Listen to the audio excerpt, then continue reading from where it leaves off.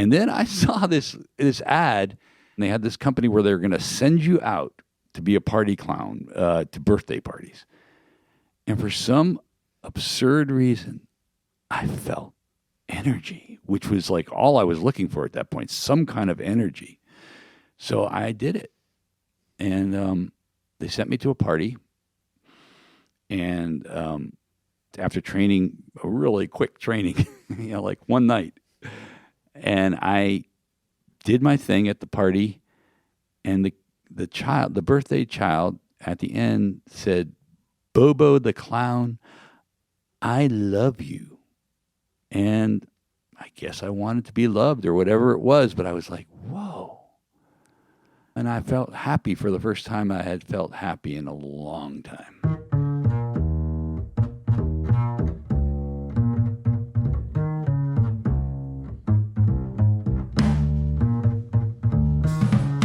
Welcome to Second Act Stories, a podcast that looks at people who have made major life and career changes and are pursuing more rewarding lives in a second act. I'm your host, Andy Levine. And I'm Andy's co-host, Scott Merritt. So today we're going to meet a gentleman by the name of Robert Markowitz. What is Robert's backstory? So Robert was a lawyer, a criminal defense attorney. He was good at his job, but he found it really stressful and he hated it. So he quit.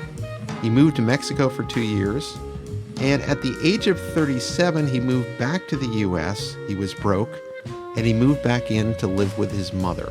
He sort of hit rock bottom. Okay, so he's going on 40 years old.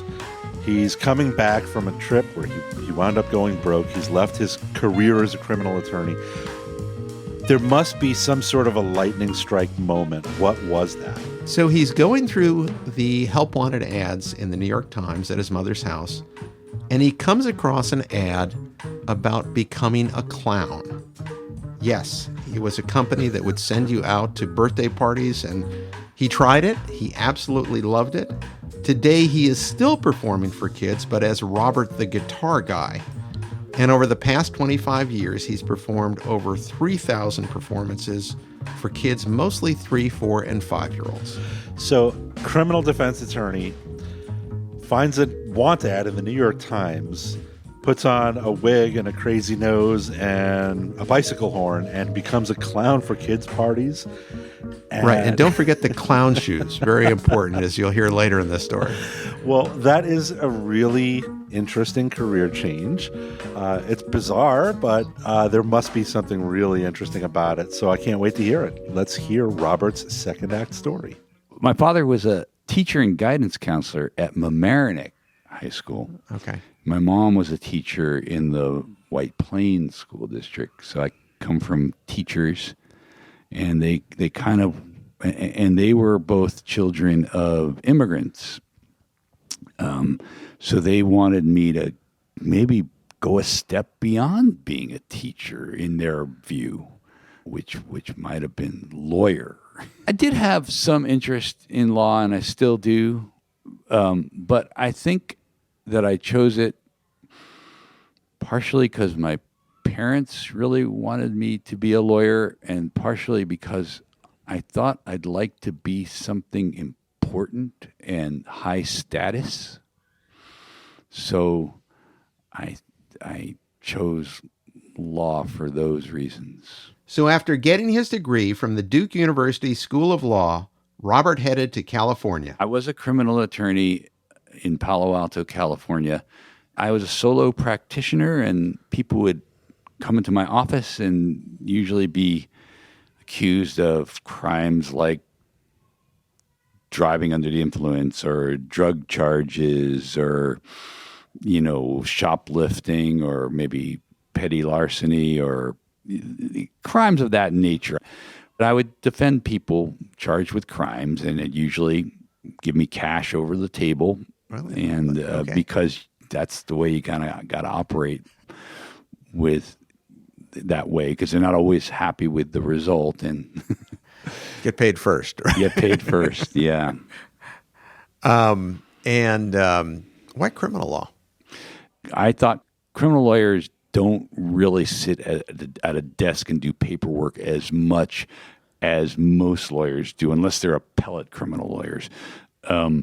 And I knew that I didn't want to be sitting at a desk doing paperwork all day. Later in my 50s, I was diagnosed with ADHD, which kind of explains why I had a sort of limit on how much I was willing to sit at a desk and do paperwork. Take us down sort of the path of leaving law, and why did you stop doing this? I kept on telling myself that I shouldn't leave because I had all this time invested, law school and passing the California bar exam. But what happened to me is that I started developing all sorts of physical problems. I had knee problems. I had back problems. I had neck problems. I had I had 2 hernias that came in quick succession.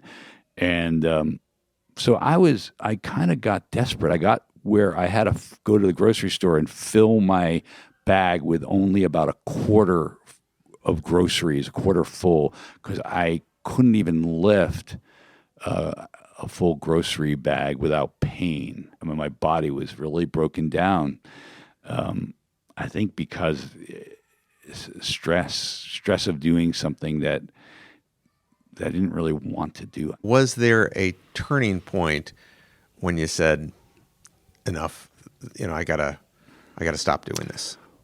It's so strange, but there was a time where I walked into my office and I just had a rug in the office, and I looked at the rug and I just couldn't tolerate the color of it. And I just thought, I got to do something about this. I was happy as a kid. There's got to be another way.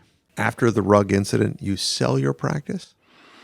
I did. I actually never really got paid for it because the guy, he gave me all these checks that were filled out in advance, and I was already in Mexico. None of them ever really cashed out. So I did sell it.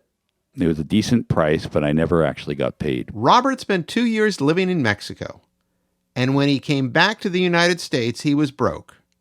And he moved back to his boyhood home in New York. Yeah, I came back. I mean, there's just so long that you can kind of hide, which is, in a sense, what I was doing.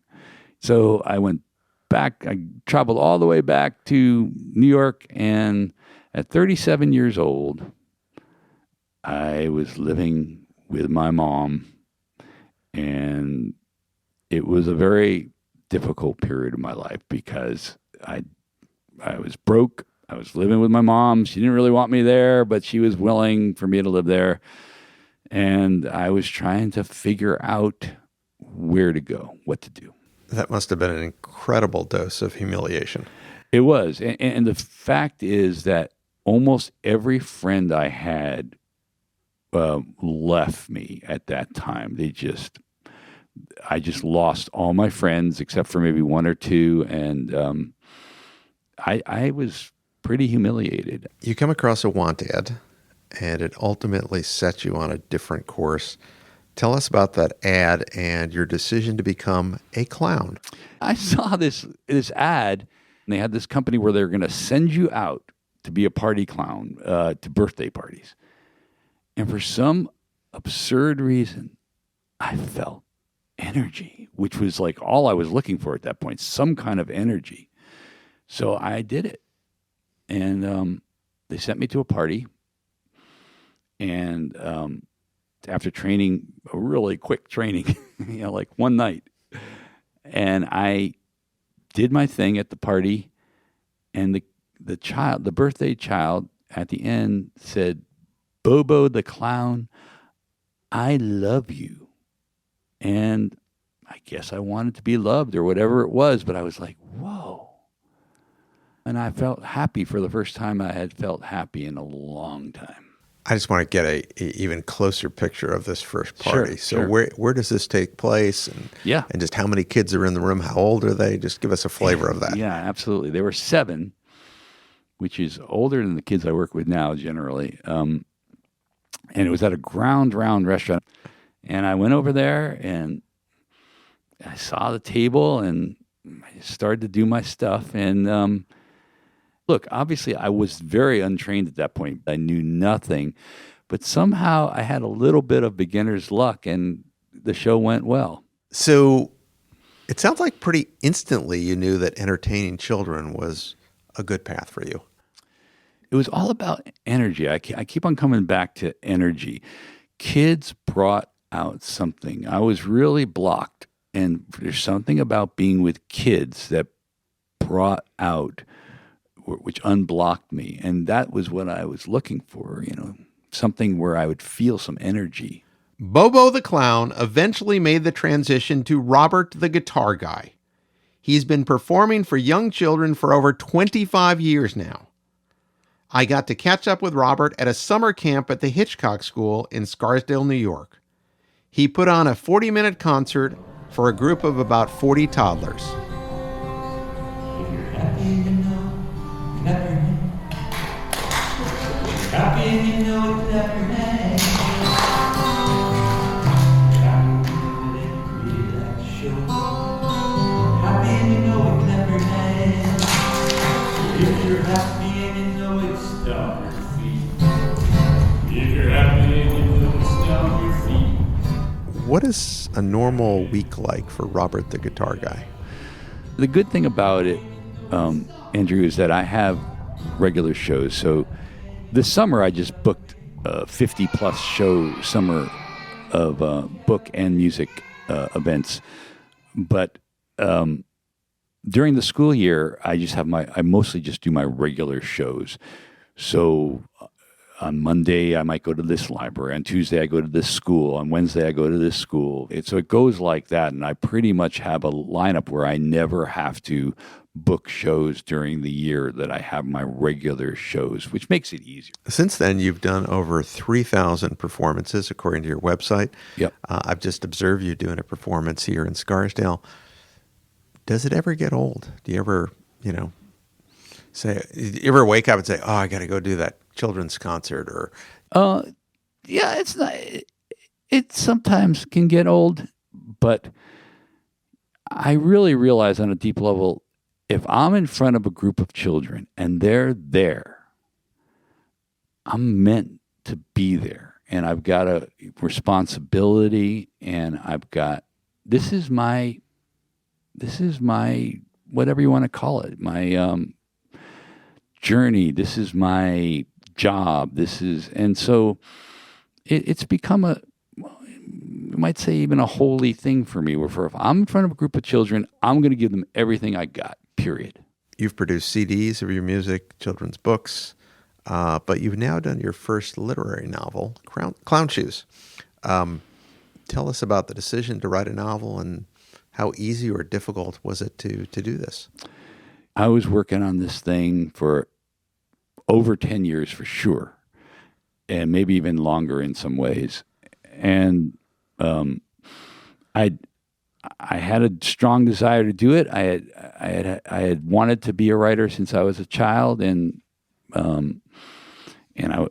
joined writing groups, and I got all sorts of instruction, and I learned a lot. And I read a lot of books about writing, and I did a lot of writing, and little by little, I was able to find out what it took to write a story that was interesting enough, but also had grains of what I had learned. So I wanted both. I wanted to be entertaining, and I wanted to share some of the things that I've learned over the course of my life.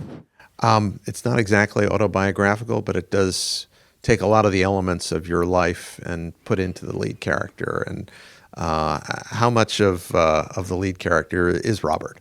Well, I'd say a lot of the emotions are Robert. Now, the things that happen are not true. They're fiction for the most part. I was able to take that and create a fictional story which really emphasized what I was getting at, and would be interesting to the reader. I want you to contrast your old life as a criminal attorney and your new life as a children's performer? What are the differences? Yeah, well, I mean, the one-liner that I sometimes share with people is that it's a lot more fun being with toddlers than being with felons. Okay, I think everyone can understand that. So, okay, Yeah, so that's part of it. Yeah, I mean, there was a lot of stress in being a lawyer, especially when you don't really want to do it. There's tremendous stakes in the job. When somebody puts that cash over the desk and you're their only friend, the government and all of its power is out to get them. They're going to go to trial. They might lose their freedom in that trial, and they're counting on you to protect them. And if you really don't have a great desire to do that, there's tremendous pressure. I get the sense watching you perform that it is, you're feeding off the audience a lot, and you're trying to decide, do I go with this puppet? Do I do this song? I mean, is it very improvisational as you're going through your day? I mean, you have a repertoire of 50 different directions you could go in.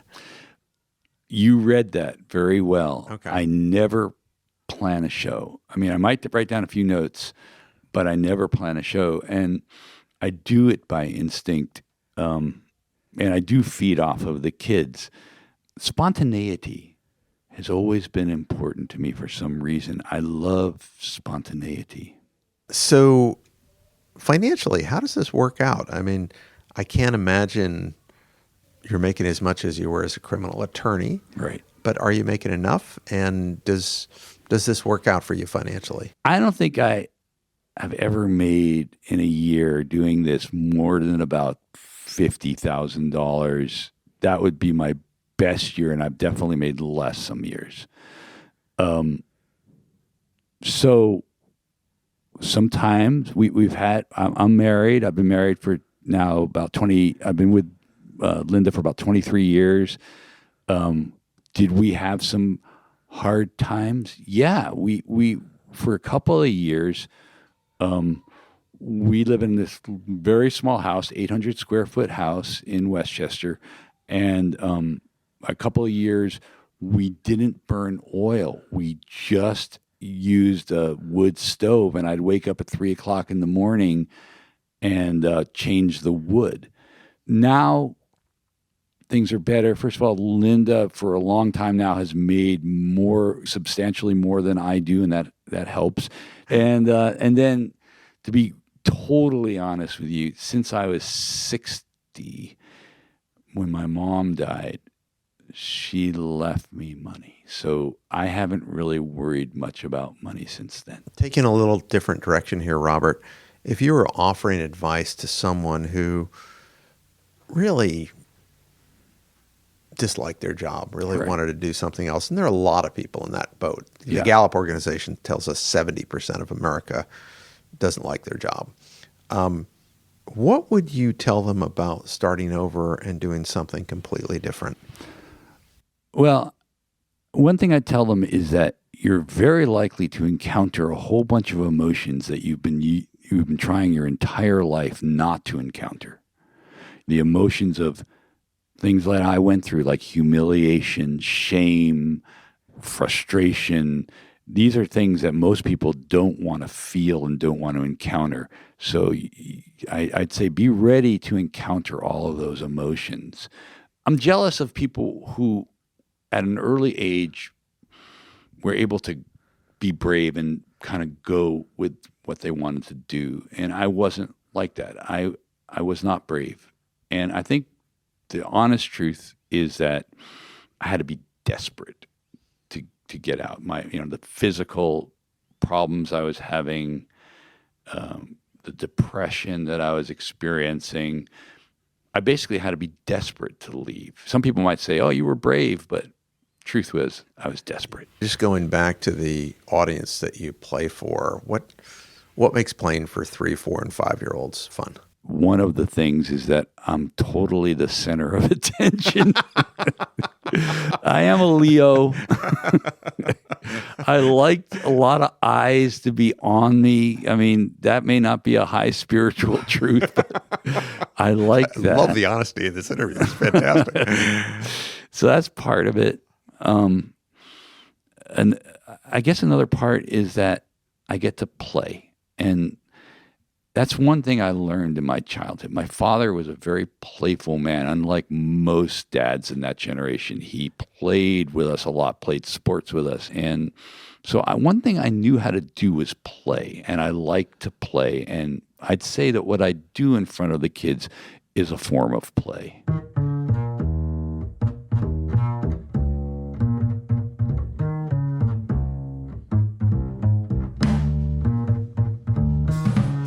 Well, Andy, it never fails. You always find people who are really interesting and really fun. Plus, Robert is super authentic, which I love. Yeah, he is. I got to see him perform too. He's really amazing with the kids and just a really gifted performer.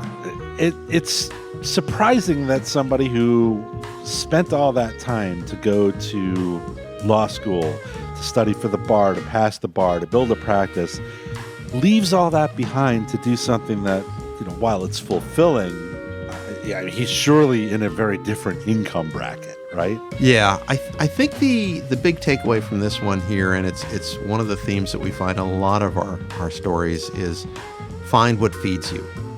And for Robert, being an attorney just wasn't feeding him. He didn't like it. He didn't enjoy it. He basically hated it. And when he went to his first birthday party as a clown, he found that he really enjoyed performing for kids and playing with kids. And he was able to make a career at it, obviously making a lot less money than he did as a criminal defense attorney. But it fed him. He found what fed him. And now he appears to be embarking on what we might even consider his third act, which is becoming an author. He's written a book. It's called Clown Shoes. It's a great read. It's kind of like Robert. It's fast, it's fun, it's entertaining. I highly recommend it and hope you go to Amazon.com and get a copy of it. Well, that's great. There is a link in the show notes to order his book on Amazon. So let's wrap it up. If you know someone who you think we should interview for Second Act Stories, we want to know about it. You can go to our website at www.secondactstories.org and click on the Nominate a Guest box, which is right there at the top of the homepage. And you can feel free to nominate yourself if you'd like. If you like what you're hearing, we hope you'll subscribe to Second Act Stories on your favorite podcast app. Like us on Facebook, follow us on LinkedIn, and please share us with your friends. We hope you'll keep listening. There are more Second Act Stories just around the corner.